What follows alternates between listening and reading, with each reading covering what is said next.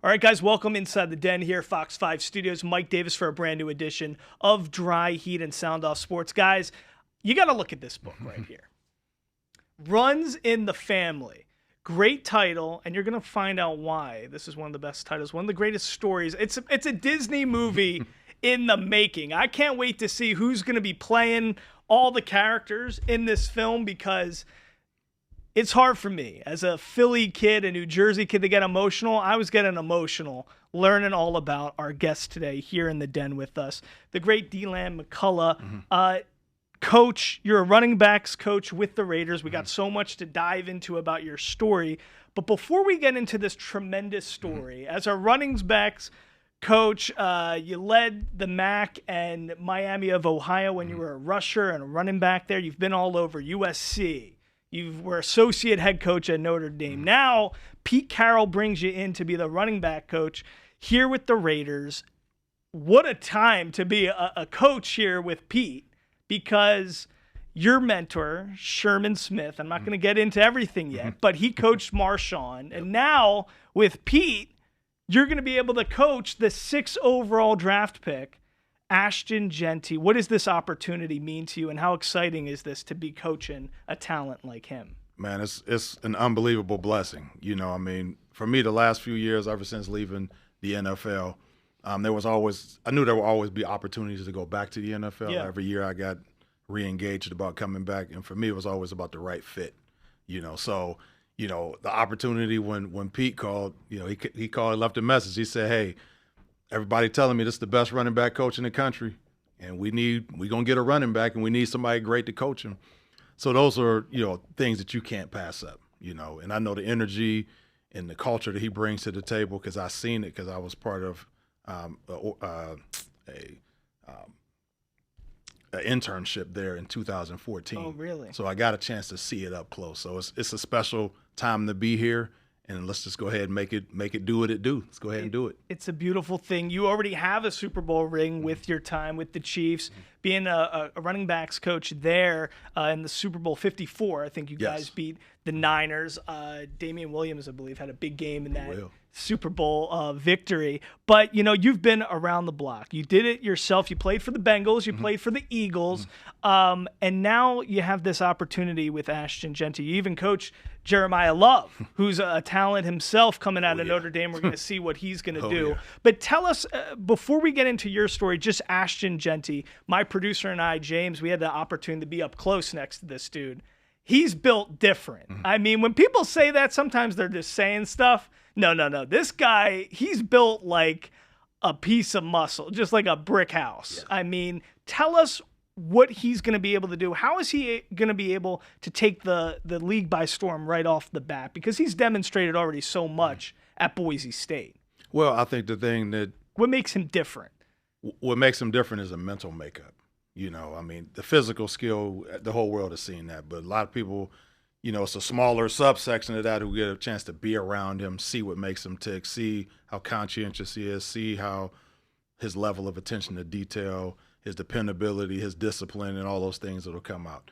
So those are the things during the interview process that you got a high appreciation for. The fact that he wants to be great. He is open to the things that will make him an elite player, whether it be improving his pass protection, whether it's becoming a more refined route runner, whether it's lower pad level, whatever those things are. We've laid out a prescription for him to be what we all anticipate him to be. And during the OTA process, he's surpassed what those expectations are. Yes, I know we ain't hit yet, but I'm saying for a rookie with these level of expectations to come in and really embrace coaching and embrace the plan that we have for him has been really good. How much, situation and mental makeup and all those things play such a role, because you've been around the block for so long. You've seen the league and how it's transforming constantly. There was a narrative 2 years ago, running backs don't matter anymore. And then you see what Saquon does in Philly. You see what Derrick Henry has provided for the Ravens, and how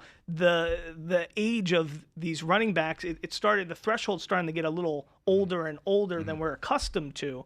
How do you think the position has evolved just from your time with the Bengals, I think 96, and the Eagles in 97. What has stayed constant about the position that we've always known and loved, and what has changed? Well, I mean, I think, what has stayed constant is you need that guy the guy touches all aspects of the game. You run the ball, we block, we catch the ball, we protect the quarterback. Right. So those are the things that are undeniable. And before you devalue the position, have a guy who don't block on third down. Have a guy that can't convert. Right.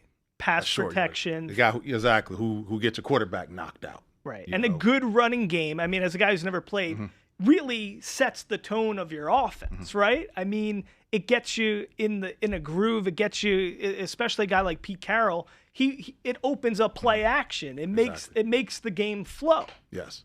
So, I mean, those are things that, it's always intriguing. And in the backs, I tell guys, I said, some people think, the narrative of it's the easiest position to play, and some people think it's the easiest position to coach. So I internalize that, and I make sure my backs internalize that we're going to be very, very detailed. We're going to be dependable. We're going to be disciplined in how we go out there and perform. And anybody who understands the running back position, when you watch it now for the Las Vegas Raiders, you're going to say, oh, these guys are very well coached, and they're on top of the details. I love it. You got such a great pedigree and history already, and now guys like Marcus Freeman, all these guys who you've worked with speak so highly of you, Andy Reid, so it's going to be exciting to see not only what you help the Raiders accomplish from a running back standpoint and getting the offense going, but what you accomplish in your future as well. But we got to talk about this book here. Runs in the Family. You wrote it along with Sarah Spain. I met her when I was at Northwestern once. She's a great person. Listen, this story, how to begin. Your name is Deland McCullough, but your birth name was John Briggs. Yep. And it's so fascinating. There's a lot of people in life where you have an absentee father. You don't grow up with a father in your life, but you find these father figures. And for you, you found this father figure in a guy named Sherman Smith. He played in the NFL. He was an OC even with the Redskins for some time. Yep. But he recruited you heavily to come to Miami of Ohio, where he was a quarterback. And he was a stud himself. And I want you to tell our audience about the first time you meet this guy, because I remember reading something about a red Mercedes-Benz. And you're John Briggs. You have, an adopted mother. Your father, AC, I believe, left when you were like 2 years old. Yep. So you're a good player. You're starting to get some interest. You had some big games. You're a great running back. And now this dude shows up to your high school. You get called into the office, and Sherman Smith is there. And tell us what that felt like in that moment when you met this guy. Well, I mean, all of it, everything going through high school was kind of, that moment was a capstone of everything. Yes, I mean, it's pretty well documented in the book, and otherwise, had some rough situations as I grew up and different things like that. As I went through high school, I wouldn't have started. It wasn't like, this guy's been killing it his whole year. I mean, his whole career. It was a situation where I decided maybe my sophomore year, look, I got to do something to separate me, or at least to put a spotlight on me as a player. And what I did is decided I'm just going to work as hard as I can on the field. Though that hard work unlocked a talent that became on display my senior year. So end up having a really good senior year. And here I am sitting in English class, and me and my buddy, we sitting there, we look out the window, we're on the third floor, we look down, we see this candy apple red and gold Mercedes. You're like, wow, what is that? Whose car is that? No clue. And then a couple of minutes later, I get a slip to go down to the front office, and I walk in, and it's still like a movie to me, because he was talking to our coach, who was the assistant principal. And then he turned around and he said, how you doing? I'm Sherman Smith, running back coach for Miami University. And it was like, felt the connection immediately. He's from Youngstown, and it was so many subplots in that really made it enticing to go to Miami. But so when you have an instant connection with somebody, it's weird, right? Yeah, it is. And you just had this connection. He's big. He's 6'4", I believe. Like, he's a bigger little dude than you, but you guys are both two good-looking guys. He takes to you immediately. You take to him. And next thing you know, you're going to, the MAC. You're going to play for Miami of Ohio. And, you set a record at that time when you're there for rushing. And you have this guy who literally, I think he said to you, like, I know you don't have a father, but I want to treat you like a son Yeah. kind of thing. And why do you think he took to you in that moment? Is it just because of who Sherman Smith is, or he saw something in you that you were yearning for that? Well, it might have been a combination of those things. I mean, that was his makeup, which is to be approachable, to be somebody who embraced people as an individual. Yeah. And he started it all. I mean, for his whole career, he would start off seasons or OTAs or whatever it is. Hey, you may not be looking for a father, but I'm going to treat you like you're my son. And literally, I know we'll get to that, but yes, I was looking for a father. I was looking for a father figure. He was from Youngstown, great-looking guy, smart, graduated from college, played in the NFL. I had never been face front with somebody from my town that did that. Really? Even at a Youngstown? I mean, because that's a football factory to a degree. But I'd never met him. Right. I never was around him. Right. Just in my dealings in Youngstown, I wasn't around these type of people. That I can say, hey, I have an opportunity to sit down and talk with. And there is a power sometimes when you see somebody and you're around people who take away the mystique of making your dreams come true. Because sometimes just being in the presence and the orbit of those people, it makes you feel like me. When I knew I wanted to be a talk show host, when I met a few people who did that, you kind of like it gives you the self-confidence. I can maybe make this happen, And for me, it wasn't even about going to the NFL. Last thing I was thinking at that moment, I was 151 pounds or something like that. So really? The thought of going to the NFL was not, hey, this is my driving force. It was an opportunity to get out of Youngstown. You were listed at 5'11", like 190 though, right? You were one. I was listed at 180. I was 150-something, 52 pounds or something like that. Damn. So, I mean, I might have ran like I was. You ran bigger though. I ran substantially bigger. That's a fact. But yeah, I wasn't. The NFL was not a thought of mine. I barely graduated from high school, barely qualified, I just was making it. That's just what it was. That was the environment for me. And I was planning on going to the Navy, not to play football. I was planning to enlist in the Navy. So my senior year, I had a good year. Before that, I was just a guy who worked hard, but hadn't seen any real results. And sometimes you have those breakout games and everything opens up like a nice, O-line hole. But it's weird because there's an emotional moment that it really hurt me when you were talking about it in an interview where you were just like at a family gathering and you heard just like off the cuff, like other conversation, your adopted mom just saying, oh yeah, when I adopted Deland from, the orphanage, and you're like 6 years old, you're like, what? Yeah. And you had no clue. Yeah. So for it to be that matter of a fact, it must have been hard growing up with, that sounds like a very unloving, I don't know, way to broker that conversation. And then just to be like, to ask the question and nobody's like, oh yeah. You know what I'm saying? You have 4 sons. That's like a very. Yeah, to hear it that way was, not what you would consider a traditional way to hear that. But I think I know it talks about it in the book. It just goes to just the way, that's how life was. I saw things where we didn't have long conversations about it. It's matter of fact. It was just matter of fact. I didn't make a huge thing about it at that moment, except the shock of, wow, I was adopted. And once I processed that, I said, look, there's a lot of bigger things going on in my home and in my environment for me to worry about than boo-hooing that I'm adopted. It's like, okay, just move forward.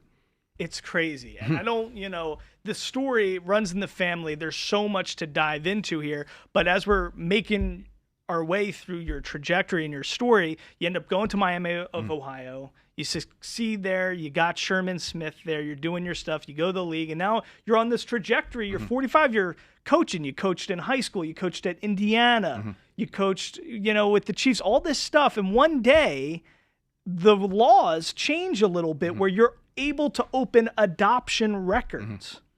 And all of a sudden, the name of your birth mother comes into orbit. It's Carol Briggs. Yes.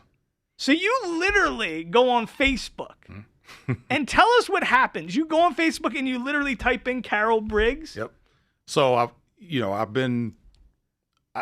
my adoptive mom has said something to me literally right before I went into coaching. So I was a principal before I went into coaching. So literally I just got the Indiana job. So I was going into Power 5 coaching, and she contacted me and she said something about the lawyer who did the adoption. So I'm sitting there like, what's the big deal? I'm almost 40 years old. She's telling me that. So make a long story short, she gave me some breadcrumbs that she knew as far as, hey, you were in an orphanage. I didn't even know that. And she said the nuns there called you Baby John. I'm like, what are you talking about? I never heard this stuff before. So it got me going. Here I am. I got 3 sons at that time. And I'm saying, having to answer these questions about family history, right. It was just a convergence of a bunch of things at the same time that made me want to look. Fast forward several years, the laws in Pennsylvania then opened up. It was a House bill there that was looking to unseal adoption records. Right. And they became unsealed. And I was right there on the doorstep saying, hey, let me get my stuff, per se. So they sent me everything and found my mom's name. And I went on Facebook and I just typed her name in. It was some other stuff, but it didn't take long. Like she wasn't the first one to pop up, but yeah, but it wasn't like you had to go 12 pages deep. No, I didn't. A quick side thing, nobody talks about this, although I tell everybody, there was another Carol Briggs. There was another Carol Briggs that I reached out to because I was born in Pennsylvania. So right. You don't know. There's gonna be a few. You don't know where. So I was doing all my search off Pennsylvania. There was another Carol Briggs in Philadelphia who I sent the message to originally. I originally sent it to another Carol Briggs. She never responded, which was only I only sent it to her like 3 hours later. It wasn't like I gave her 5 days to respond. And my mind was racing so much, and then I did locate my actual mom. And you connect with her, you give her a buzz, Yep. and she says, you ask her, tell me, you ask her, who's my dad? Yeah, so, we're having a great conversation. She didn't know what was going on. Right. It was just, in general, I'm reaching out, and we're going back and forth, and I said, you have a baby and put him up for adoption? She said, yes. I said, what was his name? She said, not Deland. So we kind of chuckled about that. And then she said it was John. And I said, she said she was in Youngstown, I didn't know that, obviously. And I said, I got any brothers and sisters? She said, no. And then I said, well, who's my dad? And she said, your dad is a man named Sherman Smith. So that was blown away. The craziness of this is that's the guy with the cherry red Mercedes-Benz who you had that instant connection with and you had as a father figure in your life. And you're talking with him daily because he was a coach. He was a coach. He's coaching, you're doing that, I'm sure, you're keeping up to date with stuff. Yes. I mean, you talking about, this all happened when I found out who my biological parents were. That was 2017. You figure just in 2014, I was at Seattle as an intern doing an internship down there. And he was a running backs coach there. So, I mean, he's really opening a lot of stuff in your life and your world up for you. And I can't even imagine what is going through your body when she says Sherman Smith. You're probably like, what? Yeah, I'm blown away. I feel like super blessed and like, somewhat undeserving because I know the level of a person he is. It's just like, I'm like, wow. Then all of those pictures in my mind of all the times when I was at Miami, that was a running joke. Man, you look just like Coach Smith. You look like the guy. The joke when I was at Seattle training camp, Coach Carroll, in the middle of one of our staff meetings, he said, hold up, something's going on with you two guys. Did he really? He said, we're watching you two guys out on the field. You guys walk alike. Y'all pointing the same. It's just crazy. He just made kind of a joke about it in one of the staff meetings. And, me and Coach Smith at the time, we just kind of laughed it off. Like, yeah, we heard that before when we were in college. And the crazy thing is Carol Briggs had a relationship, a fling or whatever with Sherman Smith, but he was going on to college to play football. Her and her family are just like, we're not even going to tell Sherman that I'm pregnant. And they decided as a family, we're going to put up this baby for adoption. So Sherman had no clue he even had a child. None. And then you hear it's Sherman Smith, and you were in past interviews even said like dreaming up all the male figures in your life who you could have selected to be that father. If you could just pick somebody in your life, it would be Sherman. Without a doubt. If I had to go through and say, man, of all the guys, and there's been a lot of people who've had great impact on me. I told some other guys, I said, hey, my dad was number one. But some other guys on the list. I mean, I've been around some excellent guys and mentors. But I mean, my dad, Sherman Smith, would have been the top one. Just if you was to say, hey, make a list of the guys you met, he would have been number one. And you sent him a message, and he called you right away. Yeah, I wasn't ready for that. I thought he was gonna text me. 'Cause I texted him and I said, hey, Coach, I need to talk to you about something. So I thought he was gonna text me back and say, yeah, when you and I would have told him later on. To be completely honest, I would have took some time to get my mind together. But he called, and my wife said, I was like, oh shoot, I'm not ready really to talk to him about it. I was kind of just prepping everything, but got on the phone and laid everything out to him. So I mean, we got on. He said, "Hey, what's going on?" I said, he thought I wanted to talk about coaching because it was like late November, mid-November. He thought I was talking about maybe some upcoming coaching things. And I said, I'm adopted. He said, yeah, I know you're adopted. And I said, I found my biological mom. He was, my dad was, oh man, praise God. He was really excited about that. And I said, hold up, it's a little bit more. And I just ran it straight through. I said, her name is Carol Briggs, and when I asked her who was my dad, she said you. I said just straight through like that, and he was quiet for a little bit. He started mumbling some things, and then he said, I do know Carol. He said, I know Carol. So I'm excited. I'm fired up because I'd already heard the night before. I'm fired up. And he really wasn't, And he told me, he said, look, I need to get off the phone, Deland. I need to process this. And once I got off the phone with him, I got it. I understood his process because he never knew anything. It'd be different if it was, wow, I got some girl pregnant a long time ago. I never heard anything about it. He never knew anything.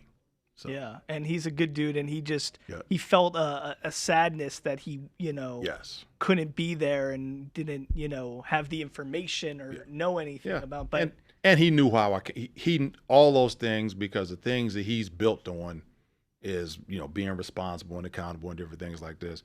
But he didn't even know. So I kind of said that to him, like, you didn't know.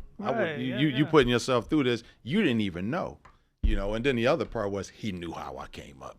Right. So all of those emotions hit him like, wow, in spite of the fact that I didn't know whatever, man, he still turned out to be a good guy, but man, he had it rough. It's such a powerful story, and it's like, I know faith is a big part of Sherman in your life, and it is one of those stories where sometimes God just feels like he's touching lives in a different way, and this is one of those stories. It's so remarkable when you really think about it. Like, I was getting goosebumps when I first was getting through the story, and did Sherman have other children? Like other children? He has other kids. So I have a brother and a sister. Yep. You have a brother, and so it's such, and now it's like, even as an older guy seeing him, you guys it's amazing just how similar you look and kind of conduct yourself. It's a beautiful thing. What have you learned mostly from this process? Because you were such an accomplished guy before this, and such a great young man and a leader and a coach and a figure for not only your own children, but for your players. So it's funny that this impacts your life, not at 22, but as like a grown man at in your 40s. Yeah. So what did you take away from this that has kind of given you an added level of perspective now that was different, Yeah, I mean, people talk about nature over nurture and different things like that. Right. For me, you talking about like a crazy plan and tracks in life. As much as I, respect my dad, I never was like trying to follow what he did. Yeah. It's not like, okay, I'm done playing. Hey, what did Coach Smith do next? I was just living, and just, I never even was interested in coaching. I had no aspirations on coaching or different things like that. But it's kind of interesting how I ended up getting into coaching and ended up having, and still ongoing, a similar effect to what my dad had. And people say, oh, you coach just like him, you this or that.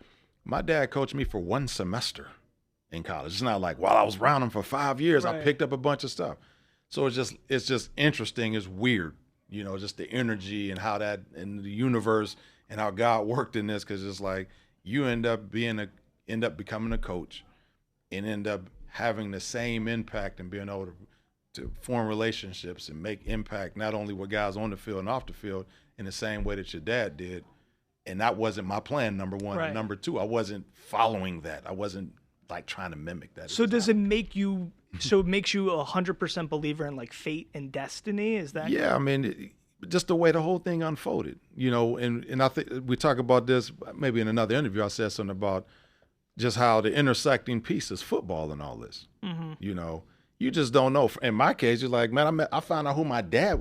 How would I have found out? Right. Or maybe I would not known him through football. I don't know. I mean, a lot of things that put these things in motion was football related.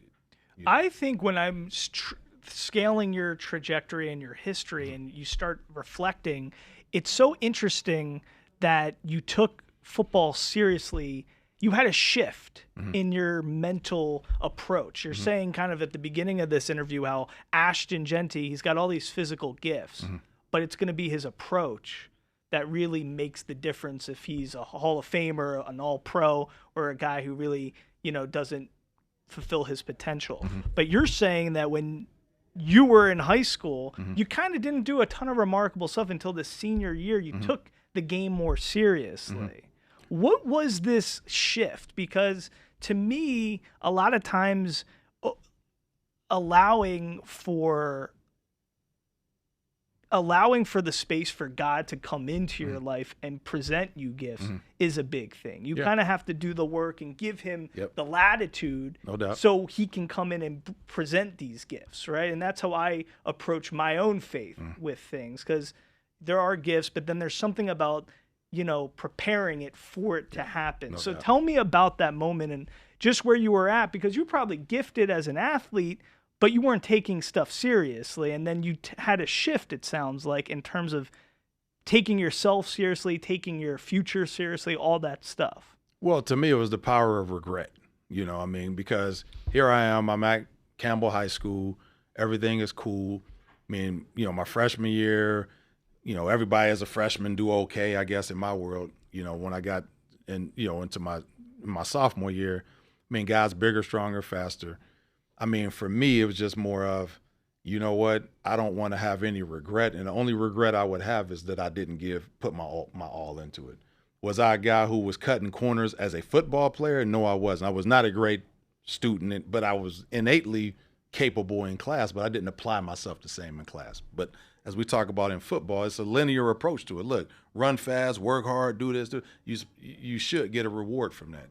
And I was prepared for that reward to be 10 years later, just as a guy in life, was blessed enough that it happened, for me during my time in high school. So my whole thing was, look, I'm going to work hard and let the chips fall. I mean, I'm going to be the ultimate worker on and off the field, but primarily on the football aspect of it, in the weight room, running sprints. When I get my opportunities, I'm going to take advantage of them. And that's what I did. And what it did, like I said earlier, is unlocked a talent. Yeah. Because, I had some skill, I had some juice.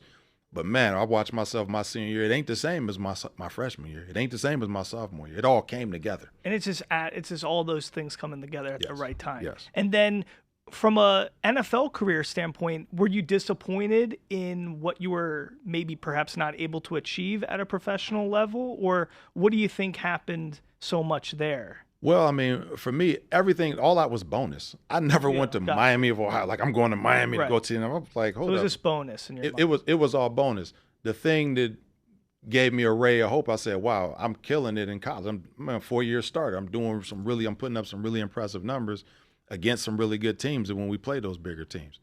I had great workouts. So it wasn't like, hey, when it's over, I'm a 4.7 guy. No, I was running 4.4. I was doing 30+ on bench. I was doing all these things.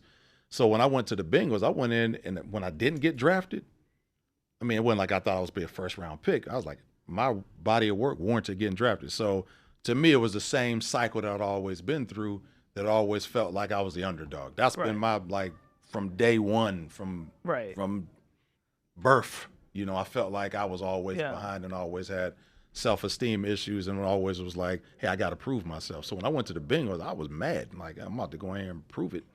And I did. Right. I get to the end of training camp, or the end of the last preseason game. I'm leading the NFL in rushing. I'm slated to do some really big things for the Bengals that year, and I get hurt. Oh. So when I look at my whole career, even coming back with the Eagles, I get hurt again. But then I go to Canada and I do Right. fairly well. I get hurt again. I got 3 Right. ACLs.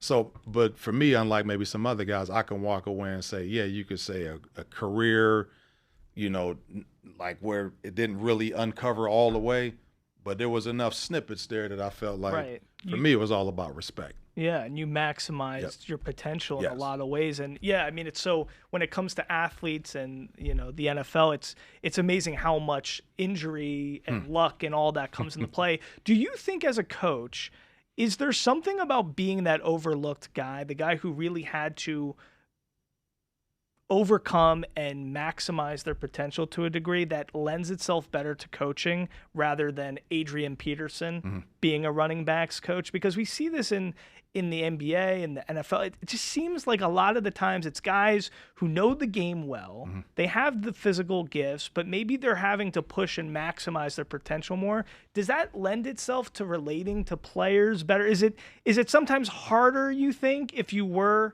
Adrian Peterson or something like that to be the same coach because you're not seeing things the same way? You know what I'm asking? Yeah, I understand. And do you think is that something you've discovered throughout your time at the coaching levels, or no? There's no rhyme or reason. I think it's all in the eye of the beholder. You know, to me, it's creating an edge. So if I'm Adrian Peterson, I had an edge, and I'm a coach. Yeah. And here's my edge to have made me a really, really good player. You know, it can't just be, hey, we roll the ball out there and do it. What's the expertise that you come in there with? Whether you were a phenomenal NFL player or not, there still has to be an expertise, you know, and an ability to relate and an ability to put information in front of, whether it's a free agent or whether it's Ashton Jeanty. And you take them guys and you propel them to a higher level, you know, and those are the things that I pride myself in, is being able to take guys where they couldn't take themselves with a direct plan, with belief, with conviction, you know, with expertise. So there's a lot of these intangibles that you're bringing to the Yes. table as a mentor, but then there's a lot of tangibles as well, because I've heard you're tremendous when it comes to especially what you did at Notre Dame with play design and scheming and all Yes. those types of things. So it's kind of bringing the tangible and the intangible together. So Yes. wow, what an incredible story and situation. As we're getting to the end of this, I'm curious. So now in Las Vegas here, tell us just a little bit about the call from Pete Carroll, because I mean, you had this, I mean, you're doing some special stuff at Notre Dame. You already were, running backs coach with Chiefs, had the Super Bowl, and then you're associate head coach now at Notre Dame on a whole interesting trajectory. What happens to get you out of that situation from a call from Pete Carroll? Because I could see why maybe you wouldn't even leave, but now it's kind of like, well, Pete Carroll's coming calling for the NFL again. Tell me kind of how that all played out. Well, I mean, ever since I left the NFL, the calls to come back had never stopped. Right. So I knew that there was going to be a draw to go back to the NFL. Was I heeding that draw at that moment? No. And I turned down a bunch of opportunities. So when Pete called, was I looking for that? No, but an opportunity to be with Pete. I think that the level of conviction that Pete had and Chip had about, hey, man, this is what we're trying to build here. We want you to be part of it. That right there was enticing. It was very enticing. The opportunity to be in the city of Las Vegas, the opportunity, I knew who the guys were that potentially being drafted. Right. I'm like, I see who the guys are on the board. I'm like, man, okay, there's some opportunities to go from a phenomenal running back room that I built to be able to go to the NFL and just take a situation and really bring it up exponentially. So all of those things factored into it, and I think it's to be seen. But through OTAs and the relationships with the guys in the room and where I see Ashton headed and the rest of the guys. Yeah, I mean, Mostert, Yes. it's a big deal. I mean, led the league in touchdowns a few years ago. So it's great to just have that running back room is a special thing. Talk culture-wise for a second, because you've been around Andy, one of the best, right, in terms of culture and how a mind of the game, right? And what Freeman has done at Notre Dame and the culture and the history at a program like that, brick by brick, and all the stuff that you guys were preaching there, That's a special thing in itself. And then the internship with Pete. Culture-wise, you're a fan of the game. I mean, the Raiders haven't, had that culture for a long time. From an organizational level, even in my time covering it, what the Davis family has done in terms of once a Raider, always a Raider, there was a respect, and a lot of the former players that I would interview, the Marcus Allens, the Fred Biletnikoffs, these guys really held the silver and black near and dear to their heart because of what the organization meant to them. But recent leadership just wasn't, that culture wasn't coming out onto the field. As much as people would have wanted it, I'm sure Antonio Pierce wanted that to happen, all these people, but sometimes you just can't make it translate to the field. I'm sure, I can even tell by the look on your face, people are going to be like surprised how quickly this new leadership tendency is going to trickle down to the field, from Chip Kelly to Pete Carroll to even Tom Brady's influence to a degree. Can you share a little bit just about what that feels like? Because I think as a Super Bowl champion coach, from working at Notre Dame and all the stuff Freeman has done to take that program to where it is, you know what it takes. What have you seen so far, and what can you tell Raiders fans about how this is going to feel different than years have passed? Well, I mean, there should be a high level of encouragement, without getting into the specifics and getting deep into the weeds. And it starts with, the upper management who've seen the vision to get Pete and John Spytek and all the guys that put to construct the team, and then getting a great staff, phenomenal staff. You know what I'm saying?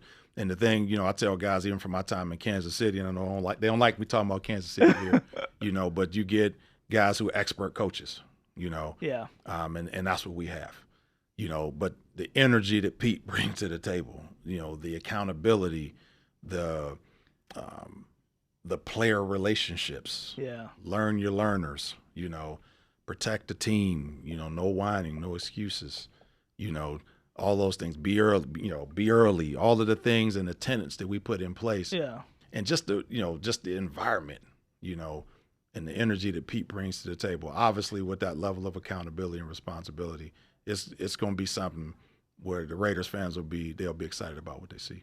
I love it. Coach, you've accomplished so much. You have such a beautiful story, so inspirational. Tell us, people who are listening to this, and maybe, they have that father figure that they're longing for. They have rough moments growing up. They're looking for inspiration. They're trying to make that space to change their trajectory. What have you learned? What would you tell that person who's that, the young version of yourself before God touches your life that impactfully? How do you keep your head up? How do you keep staying positive and all that stuff? What's your advice? Yeah, I mean, I just tell them, that redemption is real. People talk about legacy and different things like that. I look at it as, legacy isn't something that you build that happens after you pass on. It's something you build day to day, And I challenge myself. I challenge the guys I'm around, and talking about their story. What story are you living and what story are you leaving? So that kind of sets some guardrails in place for, man, what do you want to be known for? And does that mirror up what you're doing right now? So embrace your story, man. Everybody has one, and you write it. So man, be mindful of what you're writing. Well, shout out to Sherman Smith as well. I'm excited to. Where's he living right now? Where's he? Franklin, Tennessee. Is he? Is he? Well, he's going to come out for some games, though, right? He'll be down here. He'll be down for sure. All right. I want to shake that dude's hand. Yeah. I want to meet that guy. Congratulations on everything. I have one last selfish question I have to ask, because there's going to be a lot of number 2 jerseys in the stands here. Are we seeing more? Is he going to get a ton of reps? Are we going to do the trickle thing where we're going to let him get adjusted? Is it going to be a running back by committee with Mostert? Is it going to, or is it really Ashton's going to be RB1 and ready to go right off the bat? Well, that's to be determined. But I can tell you this, he set himself up through his work and taking coaching and being out there and handling his business. He took the lion's share during OTAs because you wanted to get him acclimated. The good thing is his acclimation was really good because he took the most plays of the running back and he graded the highest. So those are the two things that were encouraging. And he's even, when you draft a guy at 6, a lot of naysayers out there, oh, too early to take him running back, blah, blah, blah, blah, blah. You're saying even from everything from scouting, from the combine, all this kind of stuff, you're even more wowed in person when you saw this. Like even the expectations were even higher than, because you thought one thing and then he met them and exceeded them. Yes. I mean, we felt really good coming out of the interviews. Had a lot of time that was spent in a lot of conversations with him, so you felt like the makeup was there.